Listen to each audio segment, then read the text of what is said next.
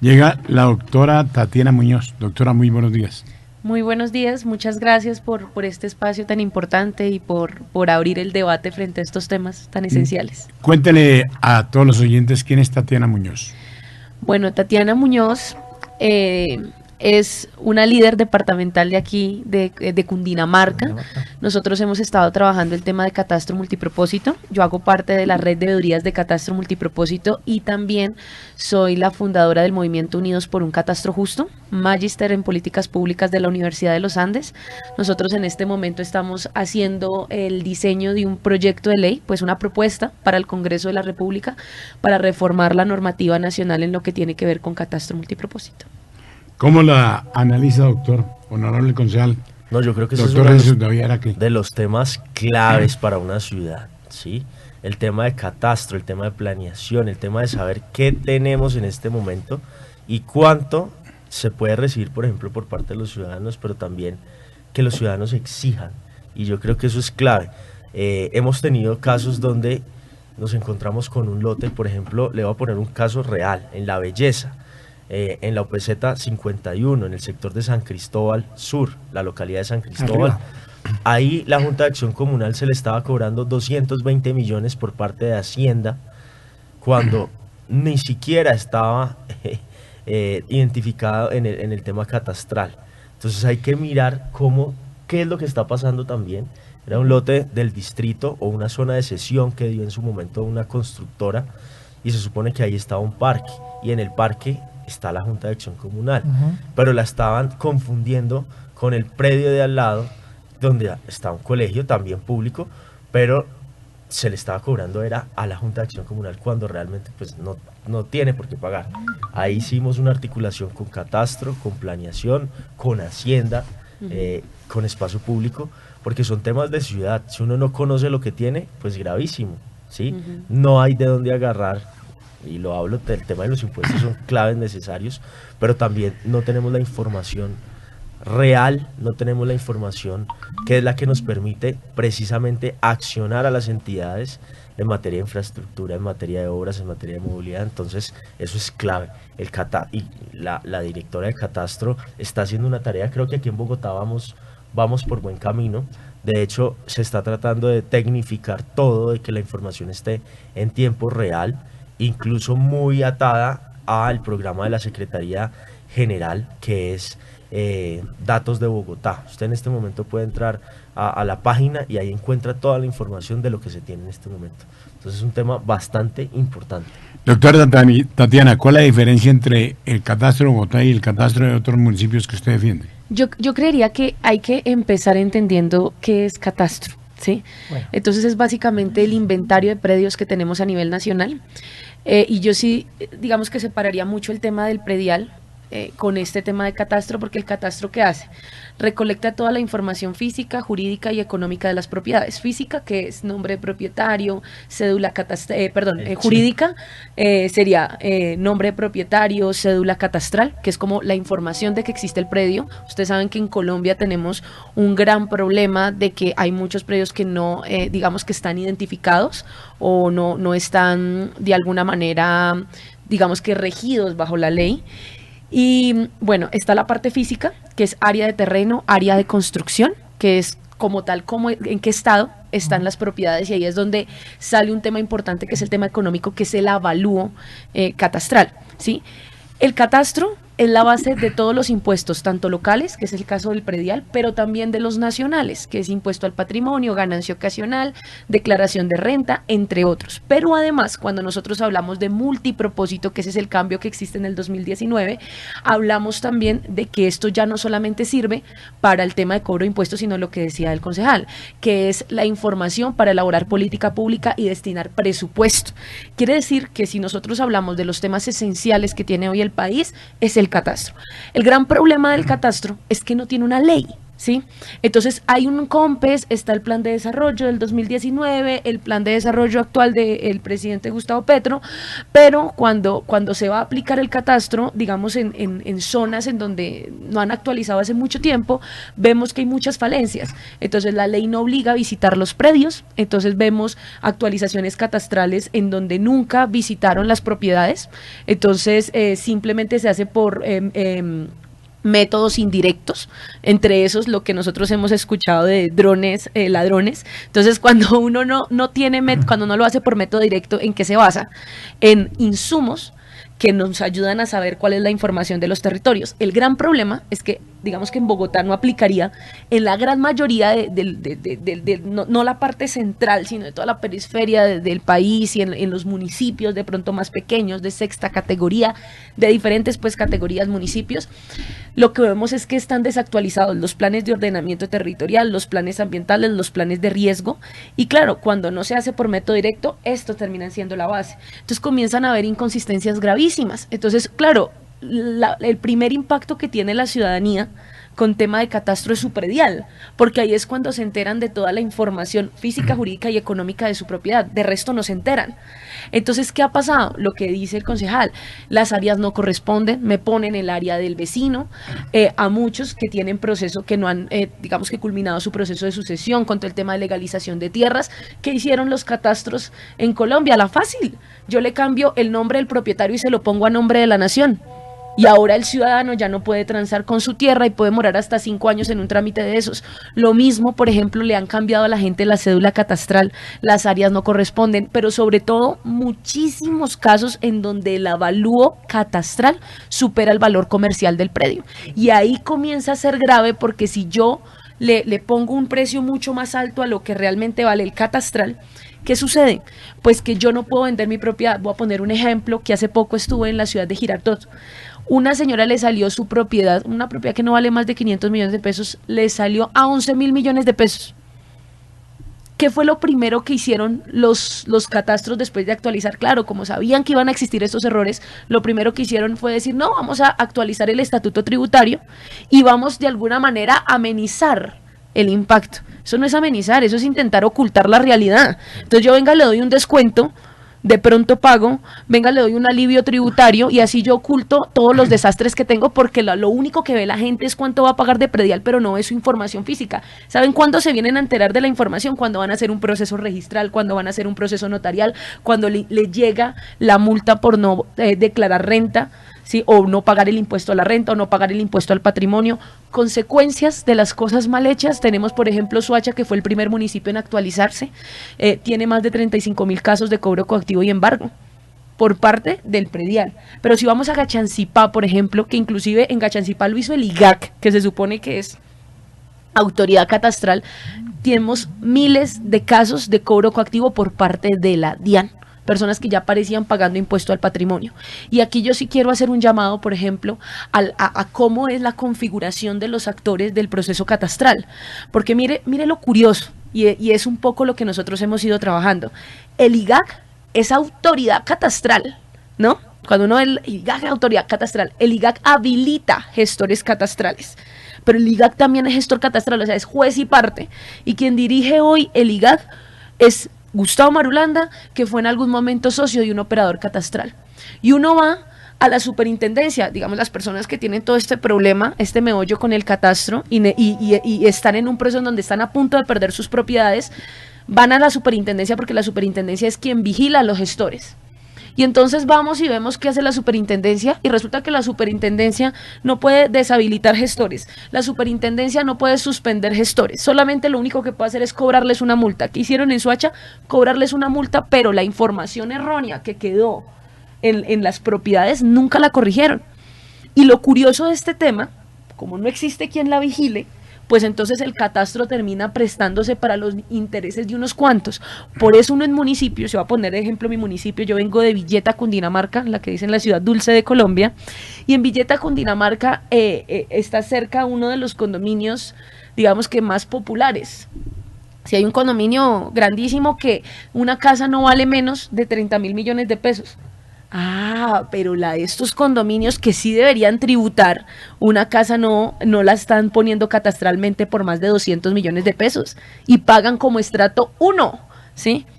Pero el campesino, el que no le llega agua potable, saneamiento básico, vías terciarias, el que no le llega nada, a ese sí, una propiedad que no vale más de 150 millones, 3.000 millones. ¿Por qué? Porque hay intereses alrededor de la tierra, así como pasa en los planes de ordenamiento territorial, que hay volteo de tierra, lo mismo pasa en el catastro.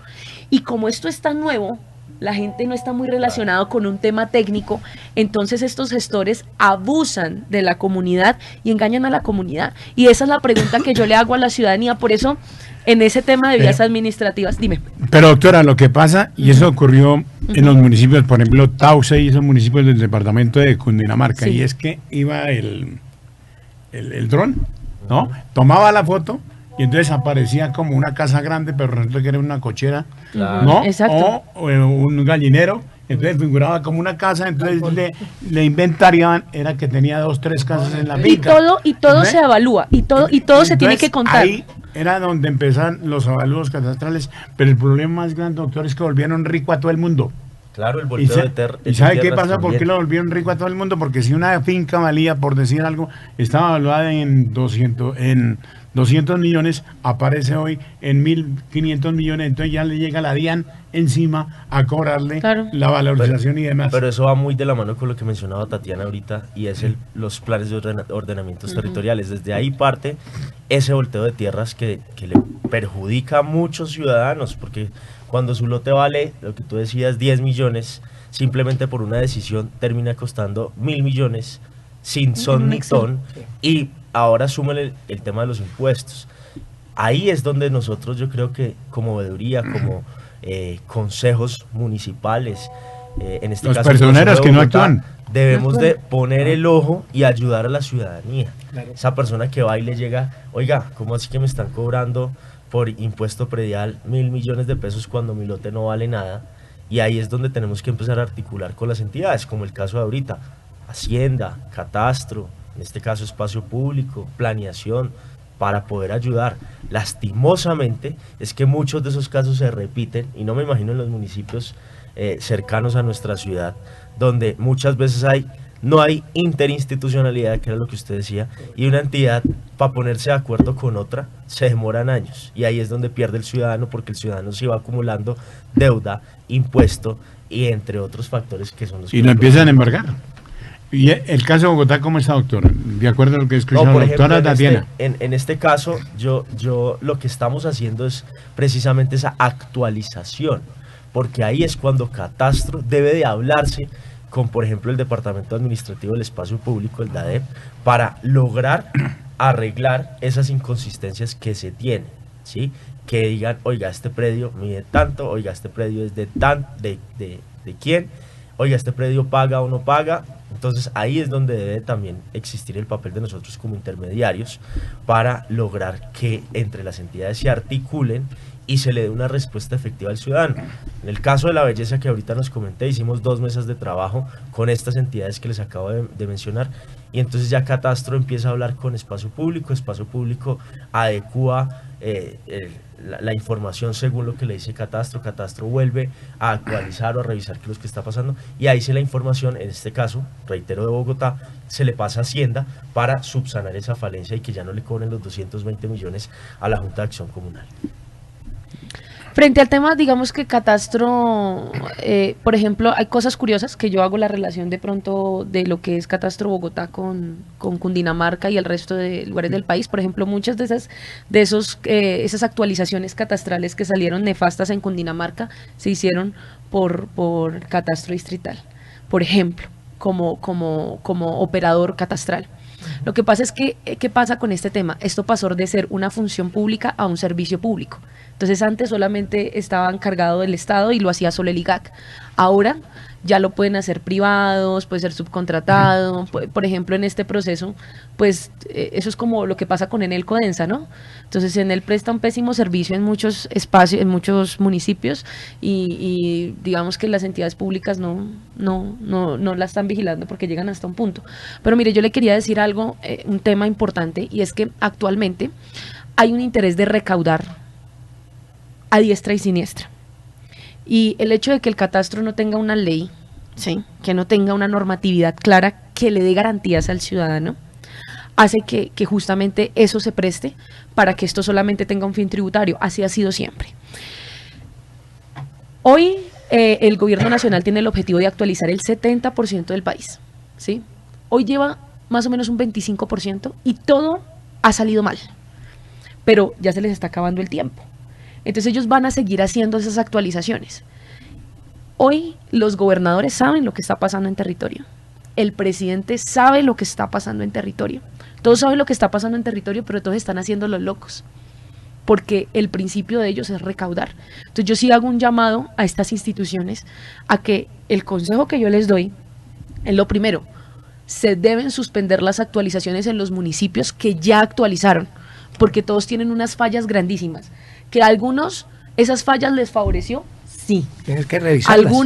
Algunas de esas fallas los perjudicó, sí, pero fallas son fallas. Y cuando hablamos de un tema como catastro que involucra el ordenamiento territorial, no puede existir tanto error, ¿sí? No puede existir tanto error, y menos que es que llevamos municipios que ya han actualizado hace 3 años, 2 años, y no les han dado respuesta de trámites, digamos que irrisorios, ¿sí? Trámites que pueden ser resueltos fácilmente y no los resuelven. ¿Cuál sería la alternativa que existen esas Mira, grandes falencias? Son tres cosas que nosotros proponemos. Primero, el presidente de la República hoy tiene la facultad, porque lastimosamente la norma es tan absurda que la única forma de suspender las actualizaciones, hay 2 formas. Primero, que el mismo gestor que hizo la actualización catastral acepte que cometió un error.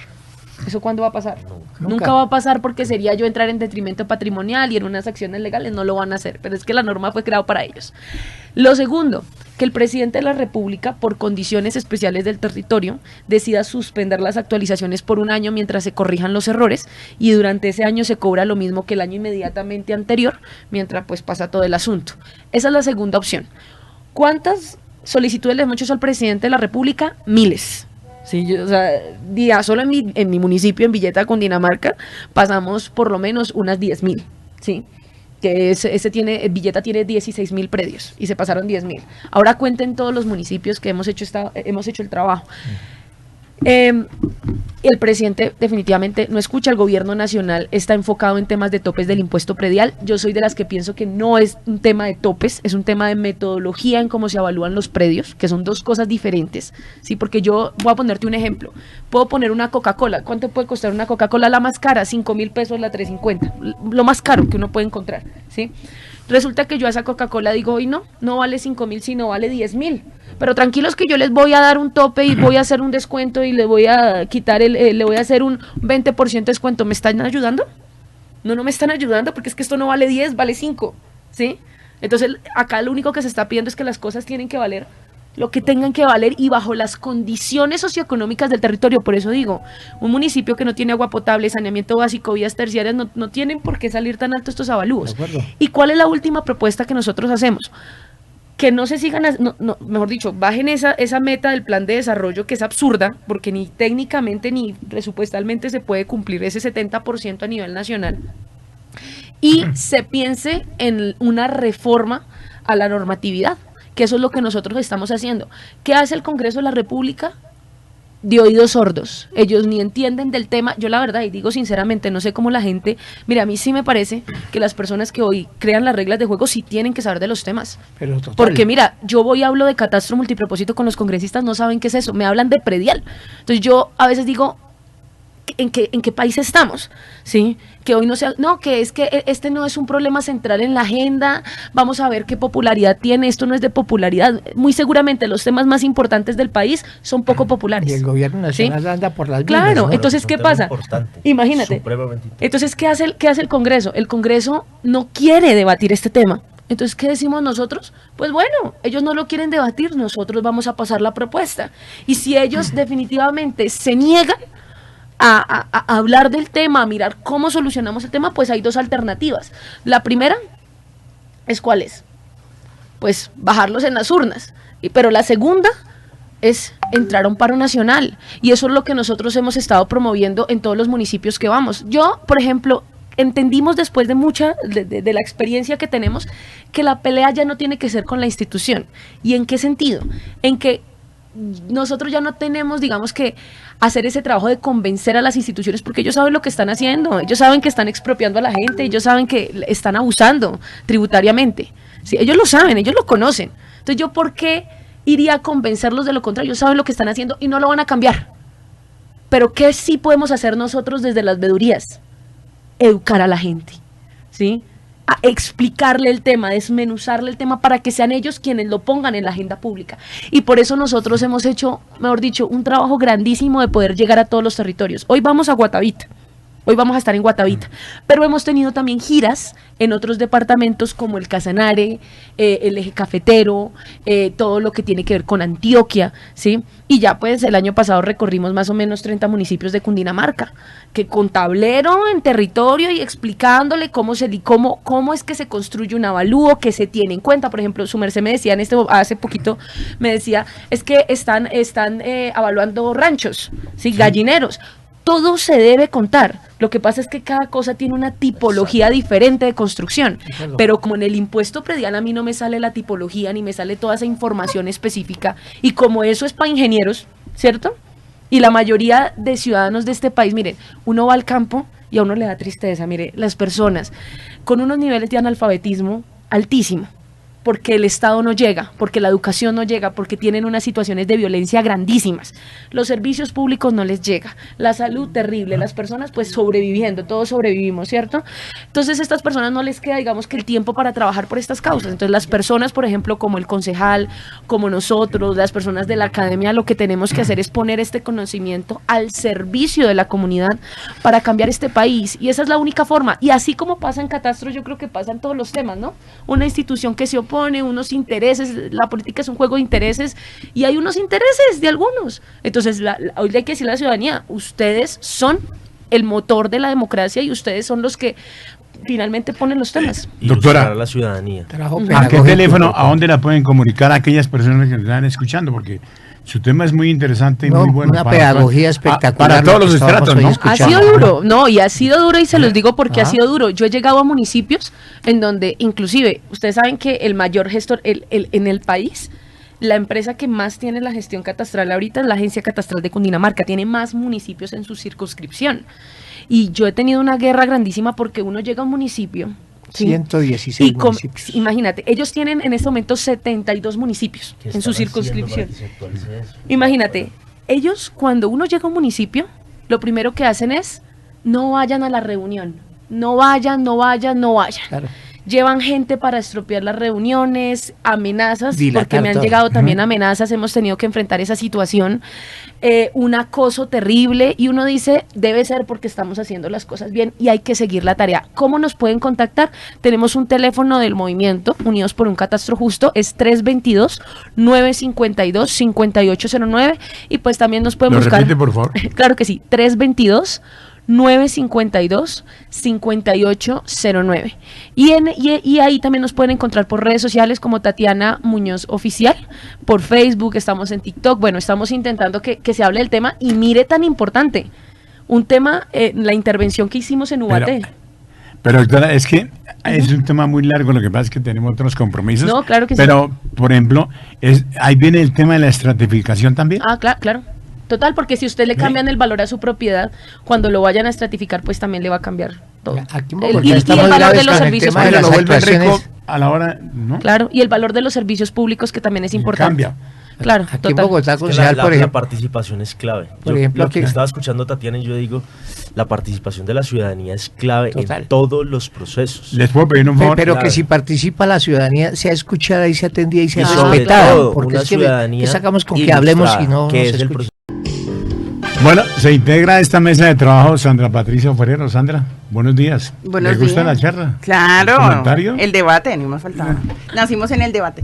Bueno, hay un tema que dentro de todo el análisis que se hace del catastro está generando una dificultad muy grande, y es que precisamente como se están despertando, y ustedes a través de la auditoría lo están haciendo, se está despertando la gente, también se están despertando aquellos amigos que dicen, no, la tierra antes en Cundinamarca, en algunos municipios uno podría decir, una fanegada vale 10 millones de pesos. Hoy ya no pasa eso.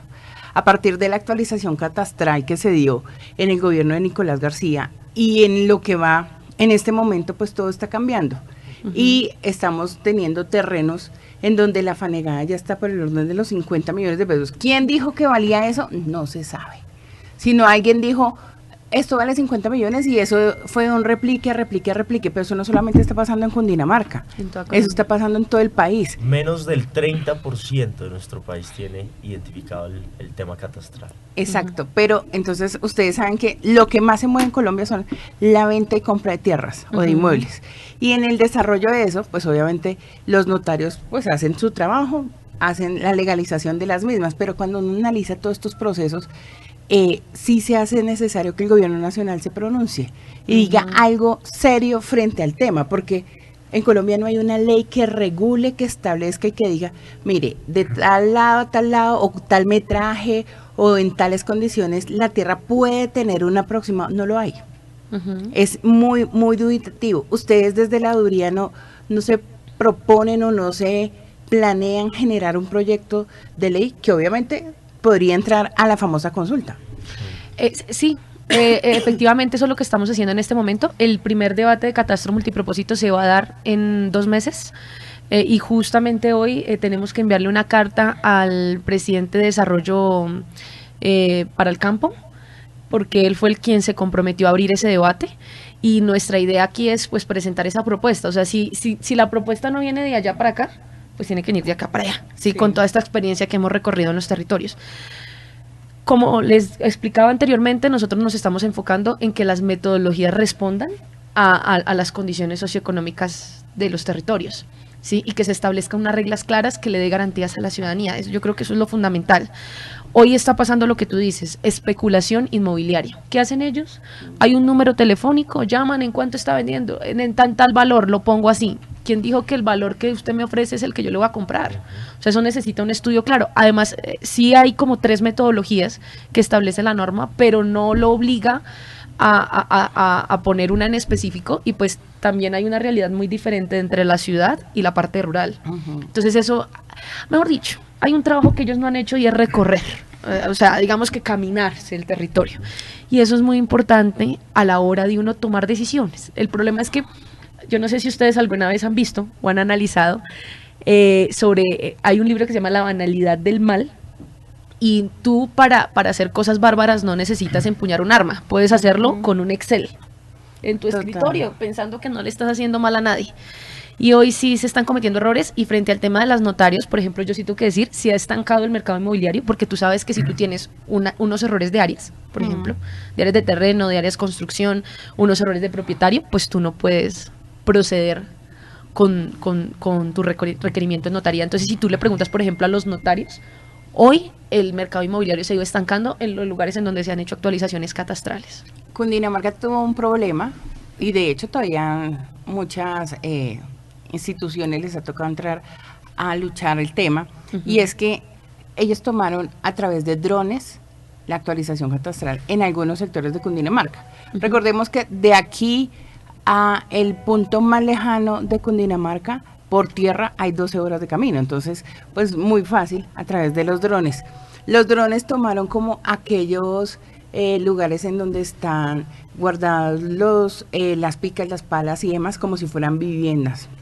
Y resulta que eso era un ranchito ahí que arma la gente pues para guardar la papa, para guardar cosas. No es que sea una vivienda, no. Entonces en cada finca hay esos espacios, y el dron lo tomó como si fuera una vivienda. Por eso a estas personas les llegó el impuesto muy alto, porque dijo, no, es que ahí no hay, en ese terreno, en ese lote de terreno, no sé, de una fanegada, no hay una sola vivienda, sino hay 2 viviendas o 3 viviendas, dependiendo de eso. Entonces, cuando uno analiza ese tipo de circunstancias, dice, venga un momento, la norma a mí me obliga a que vaya el funcionario puerta a puerta, haga un censo, más o menos estilo DANE, identifique, tome fotografías y haga esto. Pero pues en ese gobierno lo que hicieron fue tomar fotografías vía aérea y ya está. Es que el problema es que la ley no obliga. La ley no te obliga a hacerlo por método directo. Y te voy a poner un ejemplo. Por ejemplo, en el municipio de Pacho, que se va a hacer la actualización con el IGAC, digamos que el alcalde nos decía a nosotros, no, es que nosotros vamos a actualizar, y ya hicimos el compromiso con el IGAC de que vamos a ir casa por casa, ¿sí? Y yo dije, ¿sí? vea pues, vamos a ver el convenio. Revisamos.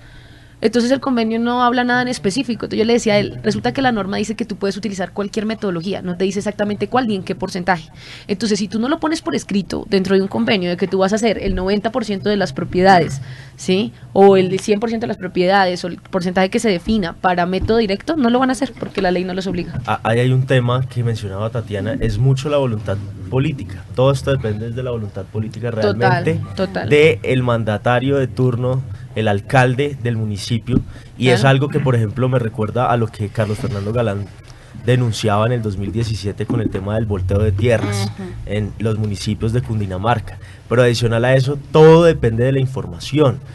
Si la información de entrada queda una información errónea, queda con una información, pues claramente todo va a frustrar la ciudadanía, porque ya no se sabe qué tiene la gente. O sea, es una información errónea, y cuando uno trabaja sobre una información errónea, sobre unos intereses, muchas veces solamente para ir, cobrarle al ciudadano, o solo incluso para que el campesino se salga de su territorio, pues ahí es donde radica el problema. Me recuerda muchísimo al volteo de tierras y a la falta de información, lastimosamente, que no se le ha puesto el empeño de sacarla en este país. Exacto. No puede ser que menos del 30% de los predios en el país, estamos hablando del país, menos del 30%, no tengan la información al día, la información catastral. En vez de, hoy venía escuchando la radio, estaban hablando de por qué el presidente Petro no iba al funeral del Papa, y decía que porque el médico no se lo permitió porque se hizo un lifting facial.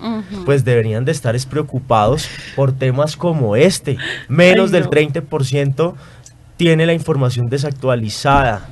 Los predios no están actualizados, no están al día, y más con la problemática que menciona Tatiana, y es que depende de los alcaldes de los municipios, y están sacando una información sin pies y cabeza, como digo yo, una información que está fuera de lo normal y aumentándole los precios a todo.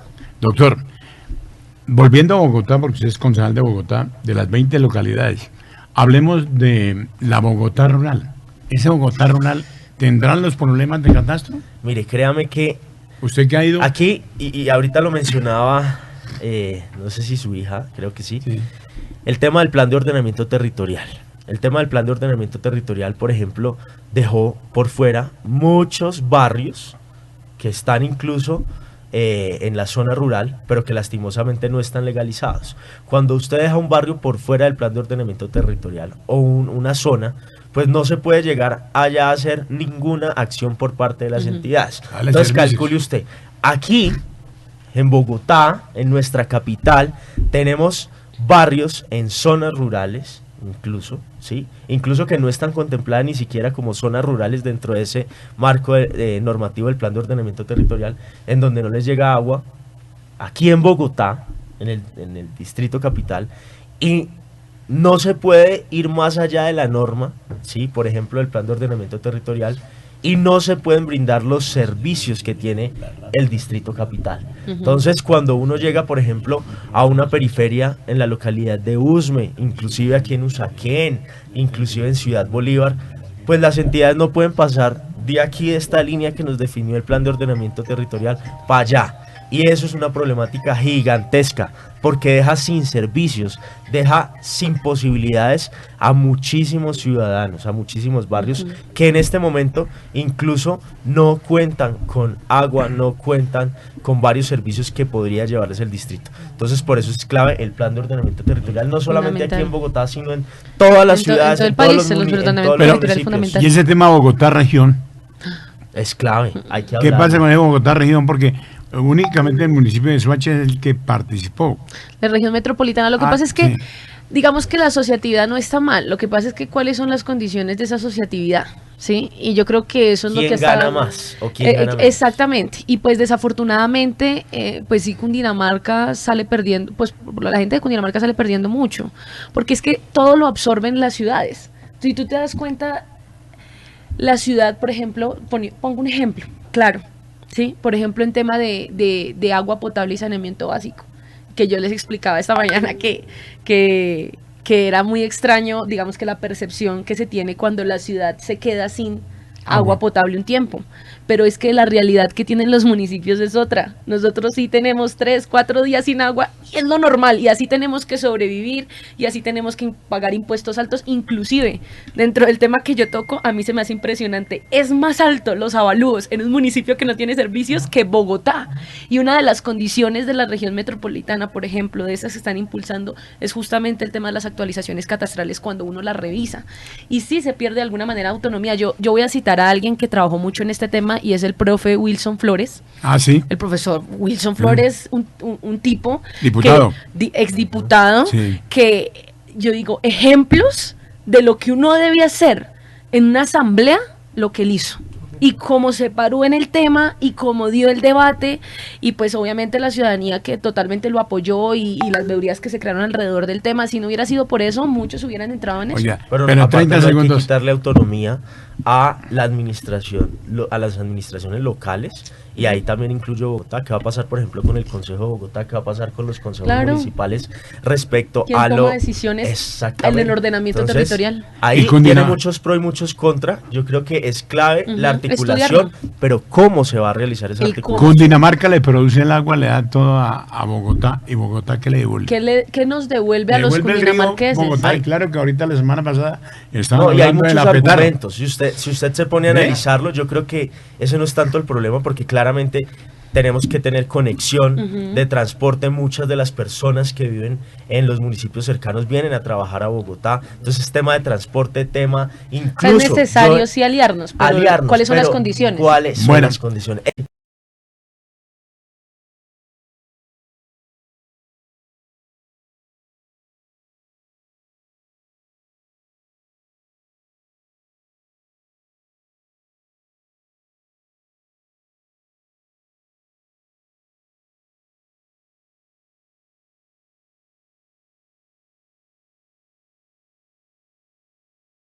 Vamos a dejar 5 minutos, doctora, para que le haga un balance a todos los cundinamarqueses, a todos los colombianos, acerca de este importante tema que lo conoce usted en perfectas condiciones.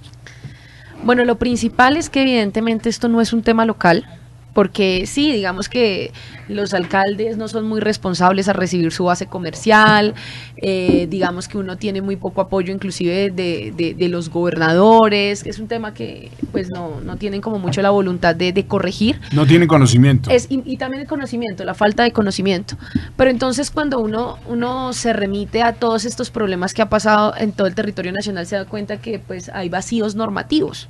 Entonces es un tema nacional y hay que tocarlo de esa manera. O si no, nos vamos a quedar en minucias y con el problema más adelante, porque estas no van a ser no son ni las primeras, ni van a ser las últimas actualizaciones que se hagan en el país, ¿no? Entonces es un poco como que la estrategia tiene que ir en 2 vías. Lo primero, corregir lo que ya se hizo, intentar solucionar, que por eso pedimos la suspensión, pero la suspensión no es echar a la basura, la suspensión es, venga, démonos un tiempo para analizar la información, para corregirla, pero que mientras eso pasa, pues el ciudadano no tenga que pagar los platos rotos, que es lo que está pasando. Por eso ustedes han escuchado mucho pague y después se le arregla.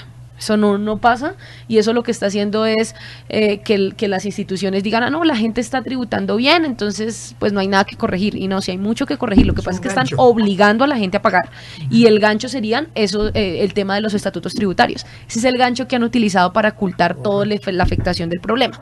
Ahora bien, tenemos que enfocarnos es en la construcción de este proyecto de ley, ¿sí? que yo invito a la ciudadanía, sobre todo a todos los técnicos, a la academia, a que se contacten con nosotros. Estamos haciendo un equipo muy interesante. La última vez hicimos una convocatoria para la primera Asamblea Nacional de Catastro Multipropósito. Se inscribieron 284 técnicos, voluntarios todos. Entonces es como que, venga, vamos a pensarnos el país, ¿por qué no hacerlo? ¿Sí? Nos unimos para todo, nos unimos para un partido de fútbol, ¿sí? Nos unimos para una campaña. ¿Por qué no nos vamos a unir para pensar en soluciones efectivas para la comunidad? Entonces es un poco decir, venga, cuidar nuestros bolsillos. Claro, y en cuidar nuestros bolsillos. Yo siempre empiezo todas las reuniones que realizo en el departamento y en el país, comienzo con un tema. Y es el día en que el ciudadano deje de pensar en su metro cuadrado, ahí tendremos un nuevo país. Porque nos interesa lo de nosotros, la afectación mía, y cuando me la arreglan, me desentiendo del tema, ¿sí? Pero cuando nos damos cuenta que los problemas son estructurales y que necesitamos del vecino, necesito que mi vecino me apoye para poder cambiar la realidad de un territorio, pues el asunto cambia. Entonces yo sí, a mí me dicen mucho, no, pero es que la gente está en el problema y cuando llega a campaña se le olvida con un tamal y un tanque que tiene el problema. Sí, eso sucede. Y hay mucha gente mala, hay mucha gente que depende de las administraciones y no va a querer. Y yo les digo, sí, eso pasa también. Pero yo sé también que hay mucha gente buena, hay mucha gente que cree en la unión de las comunidades, hay mucha gente que cree que a partir de la educación se puede transformar. Yo creo mucho en una frase, y es, mucha gente pequeña haciendo cosas pequeñas en lugares pequeños pueden cambiar el mundo, ¿sí? Y en eso creo, y en eso yo soy una persona, pero yo puedo hacer cambiarle la vida a 5 y yo estoy cambiando el mundo. ¡Ay! Entonces, ¿qué tal si existieran muchas personas? La unión hace la fuerza. La unión hace la fuerza, totalmente. Y como les he dicho, la comunidad es el termómetro de la democracia. La comunidad quita y pone. El día en que la comunidad se dé cuenta del poder que tiene, ahí ese día va a cambiar las cosas. Mire, nosotros hicimos un paro el 16 de julio, el año pasado. Y gracias a eso, hoy uno de los gestores catastrales más grandes, como la agencia catastral, no ha podido hacer contratación, porque la gente ya está alerta sobre el tema. Entonces, mire lo que se consigue. Entonces, yo siento que si acá nos unimos a construir una propuesta, porque, pues bueno, criticar es muy fácil, ¿no? Ver el problema y ser oposición es fácil.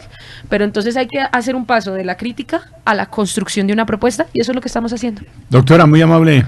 No, un gusto y muchas gracias por la invitación. ¿De Villeta para Colombia? De Villeta para Colombia, de Cundinamarca para Colombia, del campo para Colombia, y pues muchísimas gracias a todos por la invitación. Una joven profesional. De la ciudad dulce de Colombia. Exactamente. Bueno. ¿Usted de qué universidad es? De la Universidad de los Andes. De los Andes. Doctora, muy amable. Nos vamos. Muchas gracias. Porque lo bueno también se acaba. Llegamos al final de Buenos Días Bogotá y Cundinamarca a través de Novedad Radio 850 y de Radio Panamericana. Feliz día, Dios mediante, el lunes en punto de las 6 de la mañana. El lunes estaré directamente desde Girardot porque tengo un compromiso con el gerente de la empresa de licores de Cundinamarca que les va a contar a todos, tanto los girardoteños como los bogotanos y los colombianos, en qué está la empresa de licores de Cundinamarca.